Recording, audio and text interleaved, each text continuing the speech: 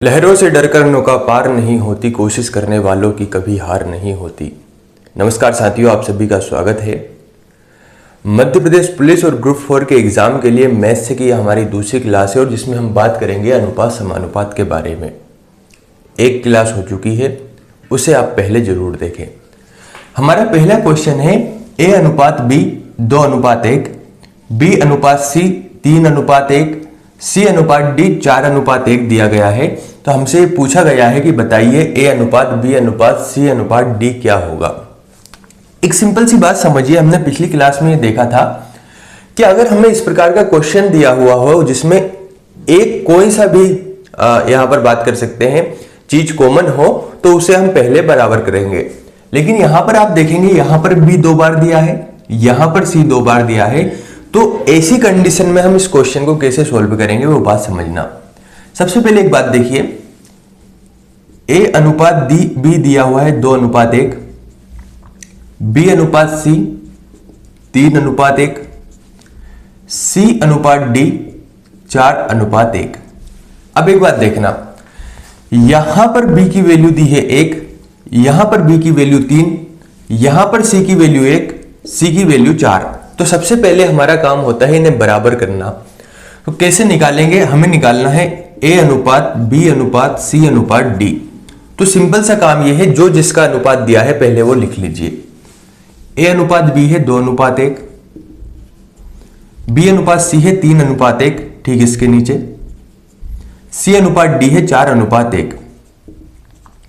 अब सिंपल सा क्या लॉजिक लगाना है, जैसा हमने पिछली क्लास में किया था।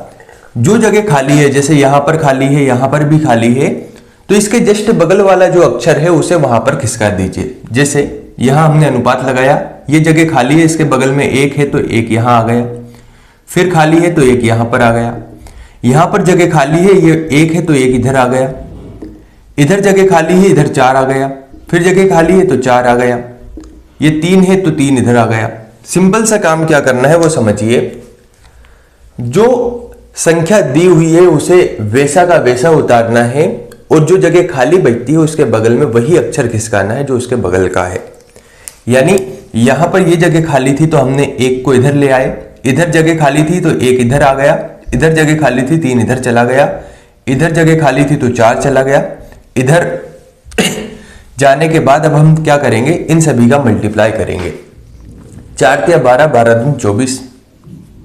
यहां पर बेसिकली गुणा होता है ना, अनुपात 4 × 12, 4 एकम 4, 1 एकम 1। तो हमसे पूछा गया था A अनुपात B अनुपात C अनुपात D क्या होगा। तो 24, 12, 4 और 1 इसके अनुपात में ये संख्या देखने को मिलेगी और यही हमारा आंसर है। कुछ नहीं करना है, ऐसा क्वेश्चन जैसे ही आए तो संख्याओं को बराबर करना है और बराबर करने के बाद मल्टीप्लाई कर देना है, इतना सा काम है और यही हमारा आंसर है। अगले क्वेश्चन की ओर बढ़ते हैं। हम हर एक टाइप के क्वेश्चन को करेंगे, ये बड़ा बेसिक क्वेश्चन से है और बहुत सिंपल क्वेश्चन से है। ऐसा नहीं सोचना कि यार इतने सिंपल क्वेश्चन आएंगे, नहीं, लेकिन किसी भी मंजिल को बनाने के लिए बेसिक करना जरूरी है और ये बेस तैयार करने के बाद ही हम अच्छे क्वेश्चन उठाएंगे। हमारा क्वेश्चन है 12:30 समानुपात 28 क्या होगा। देखिए 12:30 समानुपात 28 क्या होगा। एक बात समझना, अगर ये क्वेश्चन में ऐसे लिखूं A अनुपात B समानुपात C अनुपात D, तो क्या आपको कोई दिक्कत है? अब इस A अनुपात B को मैं A/B लिख सकता हूं, समानुपात को बराबर लिख सकता हूं, C/D लिख सकता हूं, C अनुपात D को। आपने पहले किए होंगे इस प्रकार के क्वेश्चन। ऐसे क्वेश्चन से हम करते हैं तिर्यक गुणा। तो देखना C × B upon A × D। हमने कुछ नहीं किया, C का B में गुणा कर दिया, तिर्यक गुणा किया और यहां पर बटे लगा हुआ था तो इसके भागित में A × D कर दिया। यहां तक बातें क्लियर है। तो देखना ये हो गया हमारा A, ये B, ये C और इसे हम मान लेते हैं D। ठीक है, हमने क्या किया, सबसे पहले इसे हमने A अनुपात B के फॉर्म में लिख लिया। तो हम इसे 12/30 लिख सकते हैं, समानुपात बराबर 28 को वैसा ही रहने देते हैं, अपॉन कर देते हैं D। मैंने कुछ नहीं किया, जैसा ये फॉर्म था इस फॉर्म में मैंने इन अक्षरों को लिखा हुआ है, इसके अलावा कुछ भी यहां पर किया नहीं। ठीक है, अब हम क्या करेंगे, तिर्यक गुणा यहां पर कर देंगे। तो देखना, अगर मैं गुणा करता हूं 28 इंटू 30, तो इसे ऐसा ही रहने दीजिए, बटे 12 इंटू डी। अब देखना, 4 तिया 12, 4 सते 28 और 3 धाम 30। अगर 10 का गुणा मैं 7 में करता हूं तो 10 7 70 बराबर डी। तो 70 हमारा आंसर होने वाला है, और यही हमसे पूछा गया था कि डी का मान क्या होने वाला है। तो डी का मान होगा 70, और सिंपल तरीके से इसी प्रकार से इस क्वेश्चन को करना है। तो इसका आंसर हो जाएगा 70, यानी डी की वैल्यू आ गई 70। अब ये तो क्वेश्चन सोल्व हो गया। अगले क्वेश्चन को देखते हैं, ठीक इसी प्रकार का क्वेश्चन है। क्वेश्चन क्या दिया हुआ है, 16:24, 16:24, और यहां पर 15 क्या होगा, ये हमसे पूछा गया है। तो सबसे पहले हम क्या करेंगे, इस 16:24 को लिख सकते हैं 16/24, समानुपात को बराबर 15/d, क्योंकि हमने यहां पर क्वेश्चन मार्क की जगह d माना है। अब मेरी बात पहले गौर से सुनना और अच्छे से ध्यान रखना। अभी तो हम यहां पर सीख रहे हैं, इसलिए इस चीज को, मेथड को थोड़ा सा लंबे तरीके से कर रहे हैं। जब आप एग्जाम में इसे सोल्व करें तो आपको सीधा काम क्या करना है,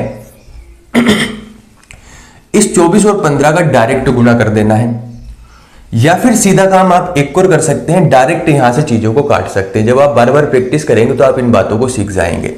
बेसिकली होता क्या है, इस 15 और 24 का गुणा होता है, और 16 और यहां पर जो भी संख्या दी है उसका गुणा होता है। तो हम क्या करेंगे, तिर्यक गुणा करेंगे, 15 गुणा 24, यहां पर 15 है ना, अपन 16 गुणा डी। अब देखना, 4 चुक 16, 4 छंग 24। यहां पर अगर मैं बात करूं 2 दून 4, 2 तिया 6, तो 15 तिया 45, 45/2 इंटू डी। 45 को अगर मैं 2 से डिवाइड करता हूं तो 2.5, यानी डी का मान आ जाएगा 22.5। क्या यहां तक मेरी बातें क्लियर है? अब एक बात और समझना बहुत अच्छे ढंग से। अब आप यहां पर आपका एक डाउट ये आ रहा होगा, सिर्फ हमने जब इसे काटा तो 22.5/d आ रहा है, तो ये तो बटे में है, तो ये d का मान कैसे हो सकता है? ये भी तो आपका डाउट हो सकता है ना, ये भी आपके माइंड में आता होगा। एक बात हमेशा ध्यान रखना, कभी भी अगर मैं लिखता हूं 2/4, इस 2/4 का मतलब क्या है, क्या इस 4 के बटे में मैं 2 को ला सकता हूं? ऐसा हो सकता है या नहीं हो सकता है? जैसे कभी कभी हम क्वेश्चन सोल्व करते हैं तब हम इन चीजों को समझेंगे। जैसे मैंने लिखा a × 2 = 4, तो 4/2, क्या मैं ऐसा लिख सकता हूं? ठीक इसी प्रकार से ये चीज हो रही है कि d का मान 22.5 है। इस प्रकार से चीजों को करना है। अगर यहां तक बातें क्लियर है तो मुझे कमेंट करके बताइएगा कि चीजें आपको समझ आ रही है या नहीं आ पा रही है। एक बात और मैं आज इस क्लास के माध्यम से आपको बता रहा हूं, क्योंकि हमने मध्य प्रदेश पुलिस और यहाँ पर बात कर सकते हैं हम ग्रुप 4 के एग्जाम के लिए बैचेस शुरू किया हुआ है, जिसमें हम कंप्लीट मैथ के बारे में चर्चा करेंगे। तो मैंने थोड़ा सा नया करने का यहाँ पर चीज ये की है कि जैसे ही हम 2 या 3 क्वेश्चंस हो जाएंगे, इन 2 या 3 क्वेश्चंस के बाद हम एक ऐसा डाउट लेंगे जिसके बारे में डिटेल में चर्चा करेंगे, और वो हर स्टूडेंट कहीं ना कहीं उस डाउट से फेस होता हुआ आ रहा है, उस बात को झेलता हुआ आ रहा है। कहने का मतलब क्या, जैसे हम 2 या 4 मिनट हर वीडियो के बीच में कुछ ना कोई इस कॉमन सी समस्या के बारे में बात करेंगे। वो कुछ भी हो सकता है कि सर पढ़ाई से रिलेटेड ये समस्या आ रही है, कभी कभी डिमोटिवेशन आता है, कभी कभी मोटिवेशन मिल नहीं पाता है, पढ़ाई में मन नहीं लगता है। ऐसे जो भी आपके डाउट हैं उन डाउट्स के बारे में चर्चा करेंगे। इसके लिए मुझे भी अलग से वीडियो बनाने की जरूरत नहीं पड़ेगी और आपको भी यहाँ पर चीजें देखने को मिल जाएगी। कई बार क्या होता है ना कि चीजें इतनी घटित होती रहती है, हमारे सामने ऑप्शंस नहीं रहते, लेकिन कुछ बातें जब हम सुन लेते हैं तो हम उस मोड़ से निकल पाते हैं और हमारे काम में फिर से लग जाते हैं। तो मैं कहना क्या चाह रहा हूं, कहना यह चाह रहा हूं कि मैथ के हम डेली क्वेश्चंस तो करेंगे, बीच में हम एक ऐसी प्रॉब्लम के ऊपर बात करेंगे जो हर विद्यार्थियों को कहीं ना कहीं देखने को मिली होगी। जैसे आज हम ये बात करेंगे कि यार हम सोचते रहते बहुत है कि सर पढ़ाई करेंगे, ये हमारा शेड्यूल होगा, टाइम टेबल होगा, लेकिन इतनी जिंदगी निकल गई, 21 साल 25 साल 30 साल के हुए, लेकिन हमसे वो रूटीन कभी फॉलो नहीं हुआ। तो ऐसा क्यों होता है और इसका समाधान क्या है? देखिए, समस्या के बारे में सब बात करेंगे, प्रॉब्लम को सॉल्यूशन के साथ बात करना सबसे ज्यादा जरूरी है, तो उसके ऊपर हम चर्चा करेंगे। इसमें आपके लिए एक फायदेमंद चीज और ये है, आप सभी जो भी समस्या को फेस करते हैं, आपको कमेंट बॉक्स में ये कमेंट करके बताना है। पहली बात तो ये कि क्या ये चीज होनी चाहिए जैसी मैं बात कर रहा हूं, क्या बीच में कोई ऐसा कॉमन डाउट रखना चाहिए जो पढ़ाई से रिलेटेड हो, मोटिवेशन से रिलेटेड हो। साथ में आप एक काम और कर सकते हैं कि आपके मन में भी अगर ऐसे डाउट आते हैं तो आपको कमेंट बताना है। जैसे मान लीजिए आपने किया कि सर हमारे साथ समस्या यही कि हम मेडिटेशन करना चाहते हैं, मेडिटेशन नहीं हो पाता, आपने कमेंट किया। अब मुझे लगा कि यार ये तो सामान्य सा डाउट है, हर विद्यार्थी को डाउट आ सकता है, तो हम उसके ऊपर भी चर्चा करेंगे। हर क्लास में हम एक कोई ना कोई ऐसी समस्या उठाएंगे, उसकी समाधान के साथ चर्चा करेंगे। आज का टॉपिक ये है हमारा कि हम सोचते बहुत है, हमारा शेड्यूल इतना फिक्स होता है कि 4 बजे उठेंगे, 8 बजे उठेंगे, उसके बाद ये करेंगे वो करेंगे, करते करते ये चीज़ें हो जाएगी और दिन निकल जाएगा और इस तरीके से हमारी पढ़ाई होगी। आप सभी ने ये चीज़ें फेस की होगी। लेकिन सर समस्या ये है कि आज तक हम इसे फॉलो नहीं कर पाए, तो इसके पीछे कारण क्या है? कारण एक ये भी है सबसे बड़ा कि हम जो शेड्यूल बनाते हैं ना, वो बनाते हैं थोड़ा सा अव्यावहारिक। अव्यावहारिक का मतलब क्या है? देखिए, किसी भी काम को शुरू करने के पहले उस काम की नींव को समझना जरूरी है, उस काम के बेस को समझना जरूरी है। उदाहरण के लिए मान लेते हैं आप किसी एग्जाम को निकालना चाहते हैं जिसमें आपको 8 घंटे पढ़ना होगा और आप शुरू दिन ही 8 घंटे पढ़ने लगे, तो ये कहीं ना कहीं थोड़ा सा अव्यावहारिक मुद्दा हो जाता है, अव्यावहारिक बातें हो जाती हैं। तो इसलिए करना क्या होगा, अब मैं आपको एक सिंपल सी बात बताता हूं। अगर आपके साथ ऐसा होता है, आपको क्या करना है, आपका जो डे है इस डे को डिवाइड करना है। सबसे पहले अभी तक जो शेड्यूल बनाते आए ना उसे छोड़ दीजिए, इसे डिवाइड करिए, 3 खंड में डिवाइड कर दीजिए। 3 खंड कैसे? एक खंड होगा आपका स्लीप यानी सोने वाला, एक खंड होगा पढ़ाई वाला और एक खंड होगा आपके खुद के लिए। अभी तक आपने ऐसी चीजें बनाई नहीं होगी। अब आपको क्या करना है, क्योंकि अगर आप पढ़ाई की शुरुआत करने वाले हैं तो ये जो पढ़ाई वाला खंड है, आप करते क्या है वो मैं बताता हूं। आप शुरू दिन से ही 10 घंटे का टारगेट बनाते हैं और हमारा माइंड उसके लिए तैयार नहीं है, तो ये 10 घंटे की जगह शुरू दिन पढ़ेगा, 2 दिन पढ़ेगा और तीसरे दिन बौखला जाएगा और अगले दिन से पढ़ाई छोड़ देगा। तो हमारे माइंड की फितरत यह है, इसे धीरे धीरे धीरे धीरे बढ़ाते जाओ, धीरे धीरे ये काम करेगा। तो आपको क्या करना है, आपने मान लेते हैं एक तो सोने का काम फिक्स कर लिया। मैं ये कभी नहीं कहता हूं कि आप 4 बजे उठिए या 4 बजे सोइए, आपको जब ठीक लगे तब पढ़िए, जब ठीक लगे तब सोइए। बस बेहतर ये करना है आपको काम कि वो चीज फिक्स होनी चाहिए। यानी अगर आप डेली 4 बजे सो रहे हैं तो 3:30 4 बजे ही सोइए। अगर आप डेली 4 बजे उठ रहे हैं तो ऐसा नहीं कि किसी दिन 8 बजे उठ रहे, किसी दिन 4 बजे उठ रहे, नहीं, फिक्स कर लीजिए। तो एक तो आपको सोने और उठने का टाइम फिक्स करना है, पहला काम तो आपने ये कर लिया। दूसरा, आप कुछ भी अपनी हॉबी को दे सकते हैं, योगा को दे सकते हैं, मेडिटेशन को दे सकते हैं, ये काम आपने फिक्स कर लिया। यहां पर किसी को समस्या नहीं आती होगी, ये दोनों काम अच्छे से होते होंगे। रहा काम पढ़ाई का, अब इस पढ़ाई वाले में क्या करना है वो समझना। आपको क्या करना है, अगर अब आप पढ़ाई शुरू करेंगे, आपसे नहीं हो रही तो क्या करना, शुरू दिन केवल टारगेट लीजिए 2 घंटे पढ़ने का। समझना मेरी बात को, ये नहीं कह रहा हूं मैं 6 घंटे, 2 घंटे कुछ भी फिक्स कर लीजिए कि यार मैं 10 से 12 पढ़ूंगा, या फिर ये फिक्स कर लीजिए यार मैं 10 से 10:30 पढ़ूंगा, उसके बाद 15 मिनट 20 मिनट ब्रेक लूंगा, ये लूंगी, फिर 11 बजे शुरू करूंगा या करूंगी 11:30 तक, ये हो गए 1 घंटे। फिर 12 बजे 1 बजे 4 बजे जब भी आपको लगे, इस तरीके से अगर आपसे नहीं भी होता तो भले ही 15-15 मिनट पढ़िए। और कम से कम 4 दिन ऐसा करना है आपको, यानी शुरू दिन केवल 2 घंटे पढ़ना, मैं ज्यादा का नहीं कह रहा हूं। हम पता आपके मन में क्या डाउट हो रहा है, अरे सर 2 घंटे से क्या होगा? सोचकर देखिए, आप ये 2 घंटे पढ़ते पढ़ते पढ़ते आपके कितना टाइम बढ़ा लेते। आपने पूरी जिंदगी निकाल दी है पढ़ाई वाली, अभी तक आपसे कुछ हुआ नहीं है इस मामले में कि आपके पढ़ाई के आवर्स बढ़ जाएं। इसके लिए बेहतर क्या है, अभी तो आपको 2 घंटे कम लगेंगे, जब आप 4 दिन हो जाएगा तो इसी 2 घंटे को सीधे तब्दील कर दीजिए 3 घंटे में। फिर 3 या 4 दिन बाद इसे 4 घंटे में। आप पाएंगे कि आपके अंदर ऐसा रचनात्मक परिवर्तन आ रहा है जो आपने कभी खुद से एक्सपेक्ट नहीं किया है।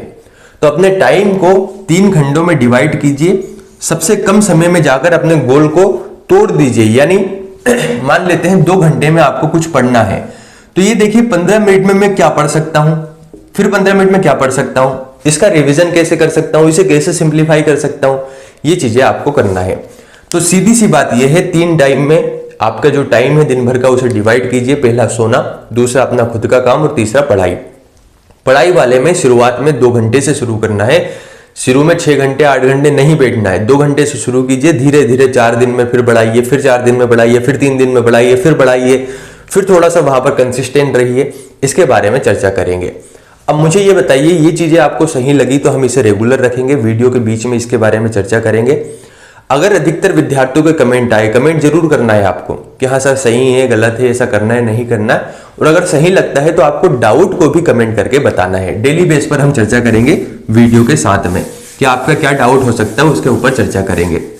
अगले क्वेश्चन की ओर बढ़ते हैं। क्वेश्चन है 1/0.64 अनुपात 1/0.81 का वर्गमूलानुपात क्या होगा। एक बात समझना, अगर मैं आपसे कहता हूं कि 9 का वर्ग क्या है तो आप कहेंगे सर 81। अब मैं आपसे कहता हूं इसकी 81 का वर्गमूल क्या है तो आप क्या करेंगे, इस पर चढ़ा देंगे अंडर रूट और इसे निकाल देंगे तो आप कहेंगे सर 9 इसका, ये 9 का वर्गमूल है। यहां तक बातें क्लियर है। अब यहां पर पूछा क्या गया, देखिए वर्गमूल तो सेम है, बस उसे अनुपात में तब्दील कर दिया गया है। इतना सा काम है और हमें उलझाने की कोशिश कर रहा है ये क्वेश्चन, हमें उलझना नहीं है। समझना, 1/0.64 अनुपात 1/0.81। अभी हमने क्या बात की थी कि जब भी अनुपात है तो इसका हम तिर्यक गुणा कर सकते हैं। तो मैं इस 81 को यहां ला सकता हूं, समझना आप। तो 0.81 बराबर, या इसे अनुपात लगा सकते हैं, इसे इधर लाऊंगा 0.64। अब देखना, ये 2 के बाद दशमलव है, इधर भी 2 के बाद दशमलव है, तो दशमलव से दशमलव कट जाएगा। अब चूंकि यहां पर वर्गमूलानुपात पूछा गया है, यानी वर्गमूल हमें लगाना है और अनुपात यहां पर लगा हुआ है, तो इस 81 पर अगर मैं वर्गमूल लगा देता हूं, यहां पर लगा दिया मैंने वर्गमूल, इस 64 पर भी मैं वर्गमूल लगा देता हूं, तो 81 9 का वर्गमूल हो गया। इसके बाद 64 8 का वर्गमूल हो गया, है ना। 8 का वर्ग 64, या 64 को अगर हम वर्गमूल में तब्दील करेंगे तो वो हो जाएगा 8। और यही हमारे क्वेश्चन का आंसर है 9:8, जो कि 1/0.64 हुआ 1/0.81 का वर्गमूलानुपात है। सिंपल सा क्वेश्चन है, बस हमें समझते हुए चलना है। अगला क्वेश्चन देखते हैं और क्या क्वेश्चन बन सकता है। क्वेश्चन है 1.728 अनुपात 2.197। अब मेरी बात समझना अच्छे से, मैंने क्यों कहा था आपसे कि शुरुआत में ही कि आपको पहाड़े याद करना है, वर्गमूल याद करना है, घनमूल याद करना है, वर्ग याद करना है, घन याद करना है, उसके पीछे आप क्वेश्चन को समझेंगे। पहली बात तो यह कि हमसे पूछा गया है घनमूलानुपात क्या होगा, यानी घनमूल पूछा गया है। एक बात बताना, मैंने कहा कि 2 का घन क्या होगा तो आप कहेंगे सर 8, 2 दूनी 4, 4 दूनी 8। फिर मैं कहता हूं इसका घनमूलानुपात बताइए, तो आप इस तरीके से अंडर रूट लगाएंगे, यहां पर लिख दिया 3। अब आप कहेंगे सर इसका आंसर हो जाएगा 2, यानी 2 का घन होता है 8, और अगर 8 पर मैं घनमूल लगा देता हूं तो उसका आंसर हो जाएगा 2। यहां तक बातें क्लियर है। तो हमसे यहां भी तो घनमूलानुपात पूछा गया है। अब देखना, अनुपात वाला चैप्टर है, अनुपात लगा दिया इसलिए उसमें सिर्फ अनुपात जोड़ दिया तो वो घनमूल बढ़कर हो गया घनमूलानुपात। तो हमें कुछ नहीं करना है, हमें ये देखना है कि यार ये संख्या कितने का घन हो सकती है। अगर आपने घन याद किए हैं तो आपको पता होगा 1728 होता है 12 का घन, 2197 होता है 13 का घन। अच्छी बात यह है कि यहां पर 3 के बाद दशमलव है तो ये दशमलव हट गई, यहां 3 संख्या के बाद दशमलव है तो ये भी हट गई। अब इस पर मैं चढ़ा देता हूं अंडर रूट 1728 अनुपात 2197, ये हो गया हमारा घनमूल। 1728 होता है 12 का घनमूल और 2197 होता है 13 का घनमूल। 12:13 हमारा आंसर है। जो हमसे पूछा गया था कि इसका घनमूलानुपात क्या होगा, तो 12:13 इसका घनमूलानुपात होगा, और यही हमारे क्वेश्चन का आंसर है। अब मुझे बताइए एक चीजें अच्छी लगी या नहीं। अगर आप चाहते हैं क्लास रेगुलर हो तो हम क्लास रेगुलर रखेंगे, आप चाहते हैं नहीं हो नहीं रखेंगे, ये आप पर निर्भर करता है, लेकिन चीजें हम कंप्लीट करेंगे। बहुत बहुत धन्यवाद।